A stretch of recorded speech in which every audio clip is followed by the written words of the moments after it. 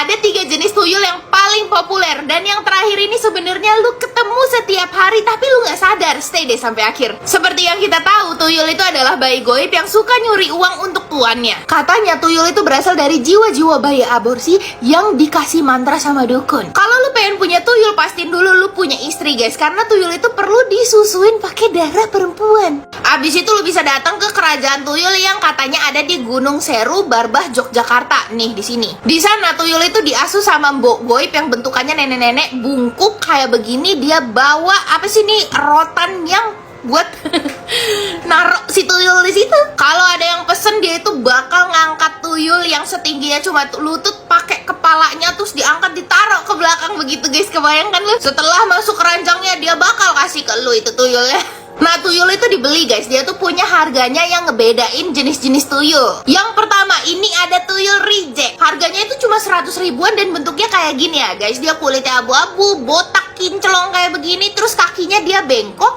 Telinga sama matanya itu bentukannya runcing ke atas. Dan bibirnya itu bentuknya vertikal gitu guys. Bukan kayak sini, tapi ke sini. Kayak begitu. Udah gitu itu bibirnya suka netesin air liur. Nah, kalau lu pesen si tuyul reject ini, lu cuma dapet uang 100 ribu per hari guys. Ya, sesuai sama harganya. Sangat banyak sama si tuyul reject ini karena dia tuh lebih suka main yuyu nih, kepiting mini kayak begini sama kelereng ketimbang dia kerja gitu guys. Nah, yang selanjutnya ini ada tuyul level tinggi guys. Dia harganya udah 100 juta ke atas. Bentukannya mirip kayak bayi manusia yang punya mata, rambut, badannya semuanya itu terlihat normal.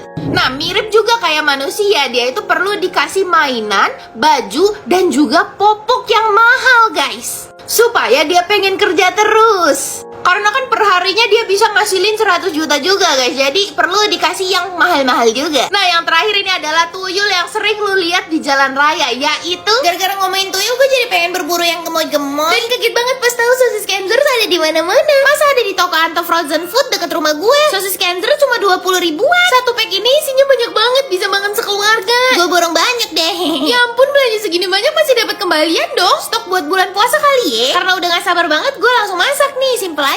Nih begini, masak sosis grecek ala gue. Panasin mentega sedikit aja, nggak usah segalon. Abis itu tuangin sosis Kenzernya. Gue tambahin saus sambal, tumis-tumis sampai kental. Terus tambahin lagi kecap manis sedikit aja. Ratain sampai cakep kayak begini. Tara, udah jadi deh. Tinggal dimakan pakai nasi anget doang udah mantap. Wah gila, ini mah enak banget. Gak akan seenak ini kalau bukan pakai sosis Kenzer yang ini imut-imut ini. Dimasak simple kayak begini aja, dagingnya tetap berasa dan juicy banget. Emang sosis Kenzer sosis paling enak. Gue yakin semua orang pasti suka sama sosis Kenzer. Kalau nggak percaya, cobain sendiri daging juicy dari sosis Kenzer cocktail. Lanjut, yang terakhir ini ada tuyul sultan yang warnanya itu metalik seperti ini. Nah, seperti ini guys, mirip manusia silver yang setiap hari lu lihat di jalan raya. Nah, tuyul ini tuh kenapa kastanya lebih tinggi guys? Karena dia udah nggak lagi ngambilin duit, tapi yang dia ambilin itu adalah emas. Tapi ya tuyul ini juga dibanderol dengan harga yang sangat mahal guys. Nah, perlu kalian tahu ya, tuyul itu nyuri uang itu lebih gampang daripada yang kita bayangin. Dia cuma tinggal berdiri di depan rumah orang ini terus ngambilin uangnya per lembar guys. Macam kayak lagi download file gitu loh, kayak